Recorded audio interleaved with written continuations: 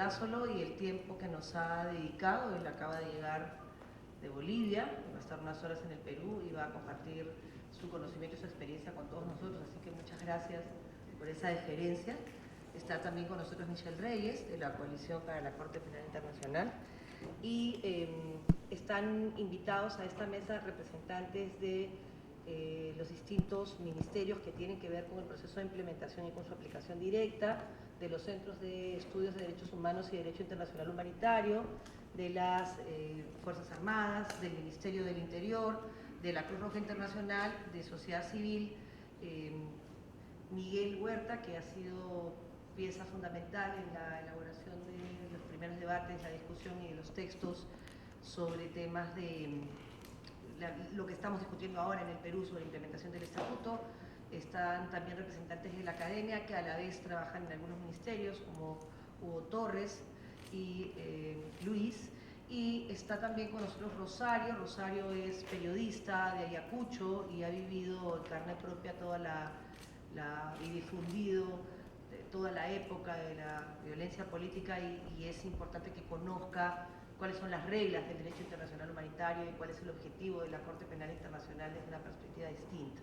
Que quiero agradecerles a todos y a toda su presencia. Hay también un grupo de estudiantes de distintas universidades que acaban de terminar un curso de verano sobre derechos humanos y que están interesados en este tema. Con esta introducción quiero agradecerles su presencia. Como todos ustedes saben, la situación de la implementación del Estatuto de Roma y de la implementación de algunas normas del derecho internacional humanitario en el Perú es un proceso que se inicia en el periodo legislativo pasado, en realidad con un fuerte impulso de algunos representantes de las Fuerzas Armadas de nuestro país.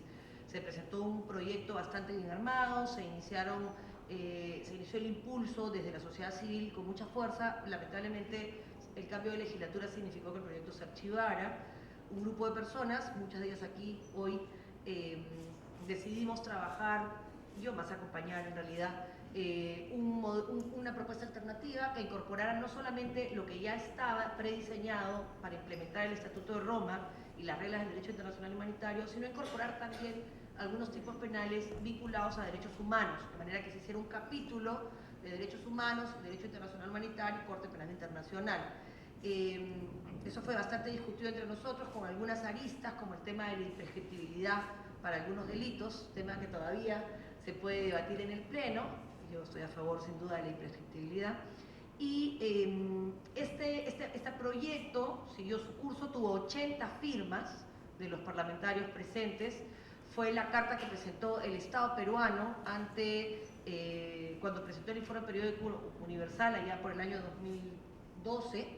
Lamentablemente no se pudo discutir en el Congreso en ese momento, porque por un tema de prelación había otros proyectos previos. El Ejecutivo que manda que se priorice no presentó ningún proyecto alternativo, y eso ha hecho que el proyecto termine subsumiéndose a un proyecto de modificación integral del Código Penal, con las complicaciones que eso genera para su aprobación. Ese proyecto integral de modificación del Código Penal ha tenido discusiones que no tienen que ver con los temas de corte penal, que tienen que ver con el LGTBI, previsión de la discriminación expresa en temas de orientación sexual, y tienen que ver con el aborto. Básicamente esa es la discusión nacional. O sea, no se ha discutido a nivel nacional la importancia de tener un código penal que regule de manera apropiada los tipos penales de desaparecidos, de trata, de tortura, y también los tipos penales que incluye la Corte Penal. Nos quedan solamente 3 meses de legislatura, 4 meses de legislatura en una etapa electoral difícil, y tenemos el gran reto de aprobar este Código Penal de manera integral o de separar el proceso de temas de derechos humanos, de IDH y derecho penal, para aprobarlo finalmente y tener una legislación que facilite el trabajo de nuestras Fuerzas Armadas, pero que también le dé a los ciudadanos y ciudadanas la certeza de una norma clara y precisa. En ese esfuerzo se enmarcan las exposiciones que hoy nos darán don Héctor Olázolo y Michelle Reyes, ambos expertos en estos temas. El profesor Olázolo es además presidente del Instituto Iberoamericano de la Haya para la Paz, los Derechos Humanos y la Justicia Internacional, pero también es profesor titular de Ciencia de Derecho Internacional de la Facultad de Jurisprudencia del Colegio de Mayor de Nuestra Señora del Rosario de Colombia. Es un hombre conocido en este tema, que ha tenido experiencia previa en La Haya. Es probablemente una de las personas que más conoce el tema desde el campo, pero también desde la academia. academia, y él nos va a dar una mirada general de la importancia de implementar el Estatuto de Roma, de las ventajas para un país, de la necesidad de que esto sea de esa manera. Voy a suspender un minuto para recibir a la fiscal Luz Ibáñez, del Ministerio Público, la responsable del subsistema de derechos humanos en nuestro país. Muchas gracias. Bienvenida, doctora Ibáñez. Es un privilegio para nosotros que se dé el tiempo para esta discusión. Aquí, doctora Ibáñez.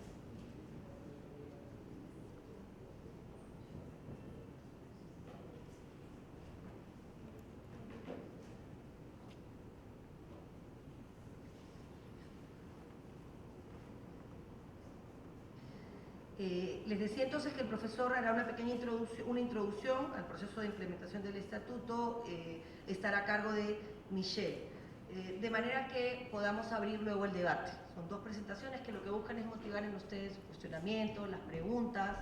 Se da además en un contexto político importante en que acaba de cambiar la legislación que recoge el marco normativo que se va a aplicar en el BRAEM. El BRAEM es una zona en el que todavía hay remanentes de terrorismo que se han convertido un poco en el brazo armado del narcotráfico, y se ha eliminado el marco jurídico normativo que permitía que se aplicaran las reglas del VIH, y eso es de mucho riesgo para las personas que están hoy día defendiendo los intereses de nuestra patria en esta zona, porque se están aplicando reglas de derechos humanos, y eso expone a que si se encontrara un militar con un brazo armado y tuviera que hacer uso de la fuerza, las limitaciones normativas podrían hacer que terminara en un proceso penal por defender la paz. Entonces eso hay que discutirlo y también ponerlo sobre la mesa. La ayuda de dos expertos que tienen una mirada externa del tema nos va a ayudar a dimensionarlo y a buscar las soluciones que tenemos que generar. Así que yo espero y les deseo a todos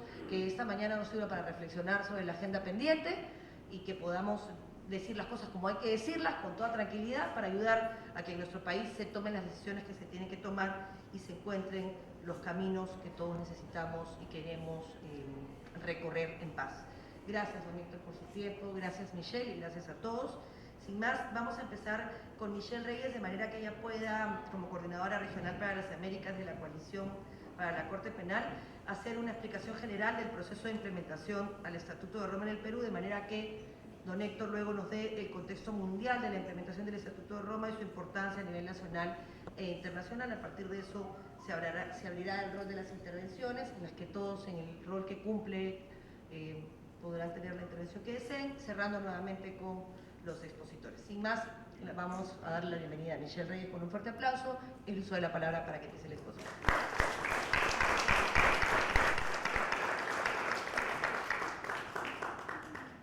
Muchísimas gracias. Bueno, antes que nada quisiera agradecer a la congresista Marisol Perestello, no solo por la invitación de hoy día, sino por haber realmente impulsado y liderado esta iniciativa en los últimos 5 años, y además aprovechar que nos quedan 4 meses de legislatura todavía, pero agradecer su firme convicción y compromiso con los derechos humanos también desde el Congreso.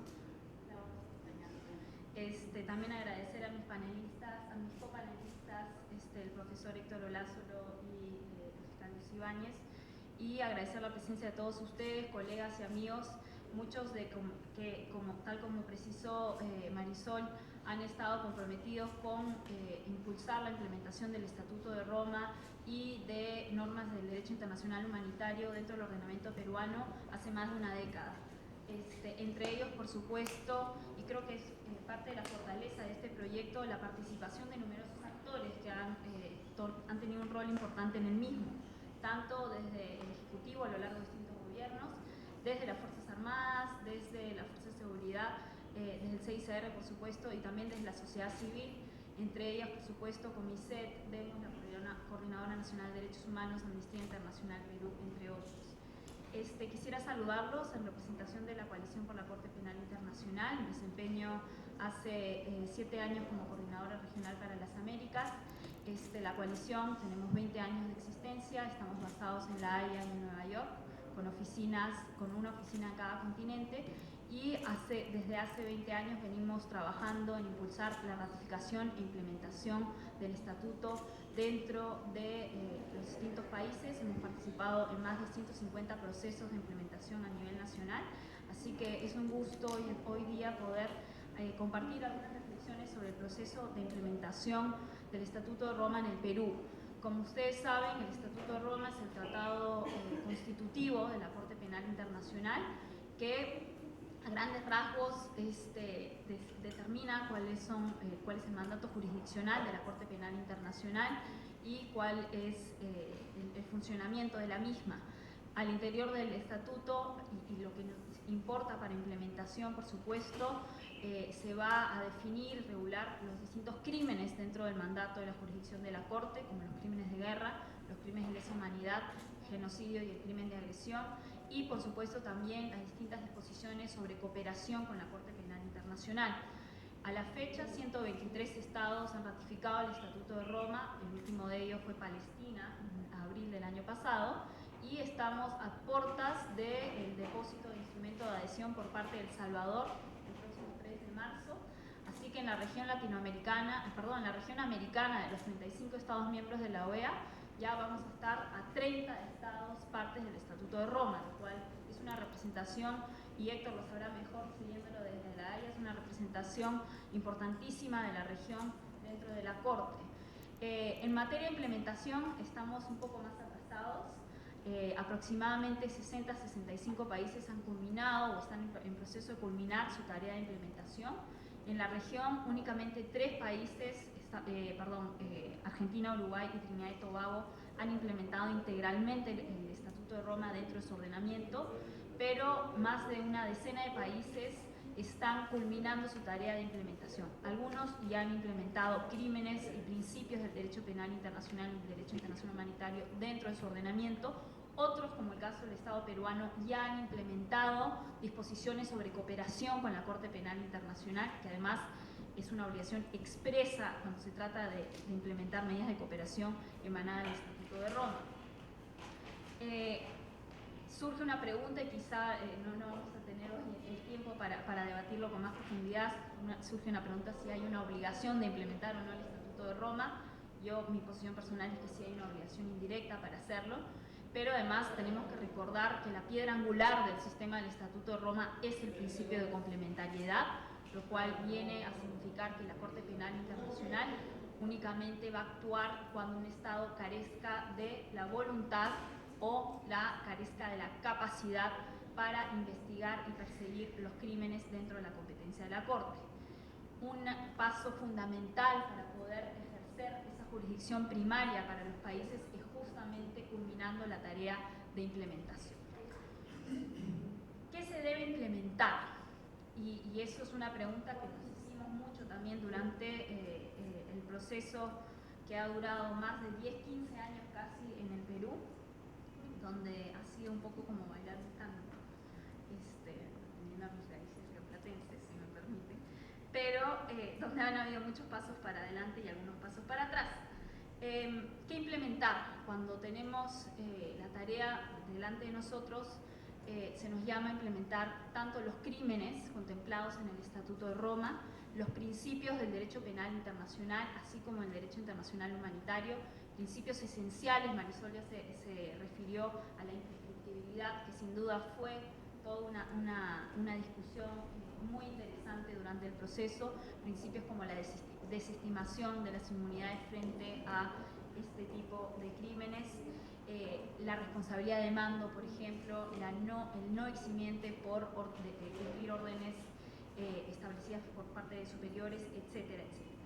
Además, la tarea de implementación nos llama a incorporar penas adecuadas para estos crímenes. Recordarán que en el Estatuto de Roma los crímenes no tienen una pena establecida dentro de cada artículo específico, y eso es una tarea que le corresponde, por supuesto, al legislador. Y también, por supuesto, incorporar medidas de cooperación con la Corte Penal Internacional. Aquí el Perú ha sido un ejemplo. Desde la adopción del Código Procesal Penal, el Perú tiene un capítulo bastante extenso sobre cooperación con la Corte Penal Internacional en el libro séptimo, sección séptima del Código Procesal Penal, titulado específicamente Cooperación con la Corte Penal Internacional. Antes de entrar un poco a el proceso en sí de estos años y algunas de las lecciones que quizá en el marco del intercambio con la mesa podemos reflexionar también algunas lecciones aprendidas en el proceso. Quisiera simplemente reafirmar que la tarea de implementación del Estatuto de Roma, además de que se deriva de la propia ratificación, y que como ustedes saben, a pesar de que el Perú se adhiere a una teoría monista del derecho internacional, estamos hablando de normas que en su mayoría son normas no autoaplicativas por la naturaleza penal de las mismas, por lo que se hace aún más urgente la tarea de implementación. Pero quisiera también destacar otros compromisos que el Estado peruano ya ha asumido frente a la tarea de implementación. Marisol se refirió a uno de ellos importantísimo, fue en el marco del examen periódico universal del 2012, donde el Estado peruano recibió, y no solo recibió, sino también aceptó, porque recuerden que en el marco del EPU se hacen recomendaciones, pero también se aceptan. Entonces el Estado peruano también aceptó recomendaciones en torno a la implementación del Estatuto de Roma.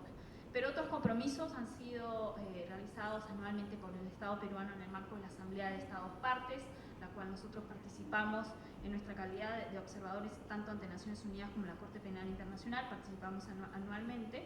Y también hizo un compromiso específico sobre implementación en el marco de la conferencia de revisión del Estatuto de Roma en Kampala en el año 2010. En ese momento el compromiso fue terminar la tarea de implementación antes del 2013. Es un compromiso no vinculante, pero sí fue un indicador importante de una línea de tiempo que se había trazado en ese momento el Estado peruano y que esperamos que se pueda culminar próximamente.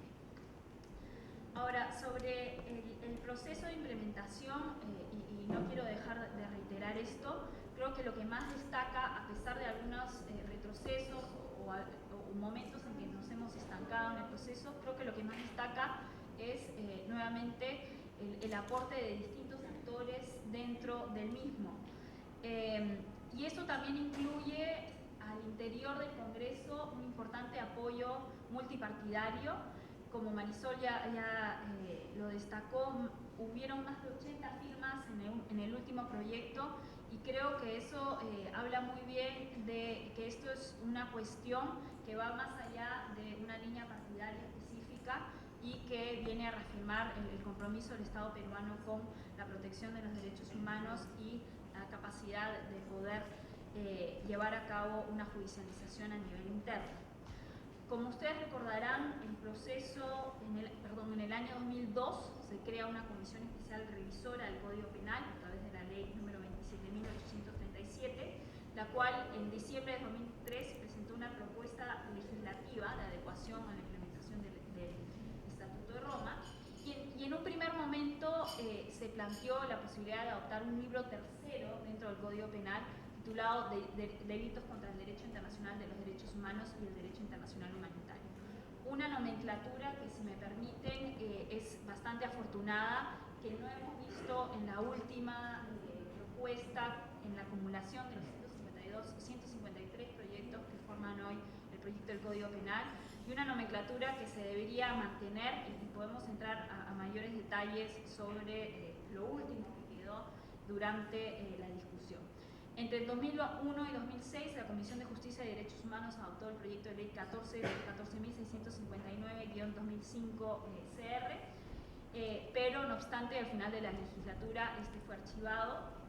Un segundo impulso se dio en el año 2007, cuando se presenta ante la Comisión de Justicia y Derechos Humanos el proyecto 1707-2007-CR, que continuaba sobre la línea de incorporar un tercer libro dentro del Código Penal, y que en su momento también se discutió sobre la posibilidad de que se adopte como una ley autónoma. Fueron posibilidades que al fin y al cabo son técnicas legislativas, pero que en un momento u otro siempre se volvía sobre la idoneidad de hacerlo vía una ley autónoma o como un capítulo dentro del Código Penal. Nosotros, la coalición, no toma una posición sobre una decisión de técnica legislativa, que depende de cada país, por supuesto, pero sí hemos podido observar las ventajas de uno u otro modelo según las circunstancias, ¿no? Si bien este proyecto logró una votación favorable al interior de la Comisión de Justicia y Derechos Humanos, se aprobó un predictamen el 7 de abril de 2009. Sin embargo, el mismo fue objeto de una moción de consideración el 14 de abril del 2009. Varios de nosotros estuvimos presentes en esa sesión donde ya estábamos celebrando y lamentablemente se dio este impasse y este retroceso, ¿no? En el año 2012, sobre la base de los proyectos anteriores, se vuelve a presentar a la agenda de trabajo de la Comisión de Justicia y Derechos Humanos un proyecto de implementación del Estatuto de Roma. Y recuerden que cuando hablo de proyecto de implementación del Estatuto de Roma, también estamos hablando de un proyecto que incorpora algunos otros delitos que no están contemplados en el Estatuto de Roma, y entre ellos un gran pendiente que tiene el Estado peruano, y mis colegas del Comité Internacional de la Cruz Roja podrán expandir sobre esto, pero un gran pendiente que tenemos es la implementación de los convenios de Ginebra, que han sido ratificados hace más de 50 años, 60 años ya, por el Estado peruano. El proyecto fue introducido en la Comisión de Justicia el 18 de octubre del 2012, el proyecto de ley número 1615/2012-CR, bajo el título, nuevamente, la nomenclatura que sugerimos se debería mantener es la de Ley de Delitos contra el Derecho Internacional de los Derechos Humanos y Derecho Internacional Humanitario, y nuevamente fue un proyecto que contó con un apoyo multipartidario significativo. Como Marisol destacó, más de 80 firmas en esta ocasión. El proyecto 1615 fue finalmente acumulado con otros 152 proyectos de ley en el dictamen de un texto sustitutorio mediante el cual se propone la nueva ley del nuevo Código Penal. Debemos decir que de esos 153 proyectos en total, este fue uno de los que tuvo mayor apoyo multipartidario, así que nuevamente animamos a quienes van a seguir en esta tarea a continuar tratando de tener todos los partidos representados en esta importante iniciativa. Por último, solo quisiera agradecer la oportunidad que se nos ha dado tanto a la coalición como a nuestros miembros en distintos países y sobre todo en el Perú, para poder aportar a este proceso. Y no quiero entrar en este momento algunos de los detalles de algunas cuestiones que podrían ser mejoradas. En general creo que estamos con un buen proyecto que recoge casi cabalmente o la gran mayoría de los delitos contemplados en el Estatuto de Roma. Algunas cuestiones tendrían que ser precisadas tanto con respecto a la definición de algunos de los crímenes como sobre algunos principios, pero en general creo que se trata de un buen proceso de implementación. Esperamos que en los 4 meses que queda de la legislatura se puedan hacer algunos avances para finalmente poder concluir esta tarea tan importante para el Estado peruano y para el sistema del Estatuto de Roma en general. Creo que ya estoy con el tiempo encima, pero quisiera agradecerles tanto por su atención como por las preguntas que puedan devenir sobre esto. Muchísimas gracias. Muchas gracias, Michelle. Vamos a dar la palabra al profesor Olazolo para que nos comente el contexto mundial de la implementación y lo que él considere que puede sernos útil en esta difícil etapa. Don Héctor. Hola, buenos días a todos.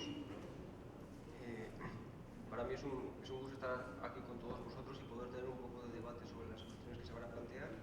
Quiero dar mi agradecimiento a María Soledad por habernos invitado a participar en el día de hoy en este evento. También pues a la coalición con la que hicimos eventos conjuntos durante los últimos años. El Instituto Iberoamericano de La Haya pues es un instituto de carácter académico, por lo tanto lo que hacemos es tenemos redes de investigación en las cuales trabajamos y profundizamos en estos temas, no solamente del derecho internacional penal desde el punto de vista jurídico, sino desde el punto de vista de la antropología, de la sociología, de la economía, de la filosofía, de la teología, es decir, un enfoque muy disciplinario. Y en este ámbito, pues yo voy a intentar explicar en pocas palabras lo que es el derecho internacional penal y el porqué de la implementación. El derecho internacional penal significa fundamentalmente que es la sociedad internacional la que utiliza la norma jurídica penal, no es el Estado, es la sociedad internacional. Es decir, para defender los valores más importantes, los bienes jurídicos más relevantes para la sociedad internacional, que es el mantenimiento de la paz y seguridad internacional en gran medida, se utiliza la norma jurídico-penal, ¿verdad?, a través de la cual se tipifican aquellos actos que más gravemente deterioran, afectan, menoscaban estos valores. Por lo tanto, no es que el Estado esté recurriendo a la norma jurídica internacional, es la sociedad internacional. ¿Eso qué genera? Que la responsabilidad internacional no es frente al Estado, es frente a la sociedad internacional. Y eso significa que, con independencia de que se regule o no se regule a nivel interno, la norma existe, la responsabilidad existe y por lo tanto puede ser deducida en cualquier momento a través de alguno de los mecanismos de implementación o ejecución directa o indirecta de los que se provee el derecho internacional penal. ¿Por qué es esto importante? Porque muchas veces se piensa que cuando no se implementa a nivel interno los delitos internacionales no existe la responsabilidad y eso no es cierto. Eso no es cierto. La responsabilidad existe porque la norma penal no solamente es convencional, es consuetudinaria, de hecho es parte del jus cogens en gran medida, la gran mayoría de ellas, en el ámbito en el que nos estamos centrando, y es parte de la constitución de la sociedad internacional. Por lo tanto, la norma existe, la responsabilidad existe, ¿verdad? Otra cosa es que a través de la no implementación evitemos que el Estado pueda perseguirla y entonces activemos otros mecanismos. Yo creo que esto es importante tenerlo en consideración. Yo cuando voy a Colombia muchas veces lo he dicho, el hecho de que no tengamos los crímenes de lesa humanidad en el Código Penal colombiano no significa que no hayan incurrido numerosos actores estatales y no estatales en Colombia en crímenes de lesa humanidad y que su responsabilidad se encuentre vigente y además sea imprescriptible frente a la sociedad internacional y que en cualquier momento pueda ser ejecutada ya sea a través de los mecanismos directos como son la Corte Penal Internacional o indirectos como son los tribunales nacionales a través del principio de justicia universal. Por lo tanto, esto lo tenemos que tener, de alguna manera, creo que es el basamento sobre el que comenzamos. La no implementación no significa no responsabilidad y no significa inexistencia de tipificación. Ahora, en segundo lugar, como hemos visto, hay dos tipos de mecanismos que aplican la norma penal emanada de la sociedad internacional. Hay mecanismos de aplicación directa y mecanismos de aplicación indirecta. Los mecanismos de aplicación directa son los tribunales internacionales como tal, es decir, las jurisdicciones internacionales penales. Hemos tenido algunas de carácter ad hoc, o digamos que particulares para situaciones específicas, y tenemos la Corte Penal Internacional como institución de carácter permanente. ¿De acuerdo? Bien. Además de las jurisdicciones internacionales, tenemos las jurisdicciones nacionales. Las jurisdicciones nacionales, donde existe una obligación internacional de persecución penal para el Estado territorial, aquí donde se producen los delitos, y para el Estado de nacionalidad del victimario.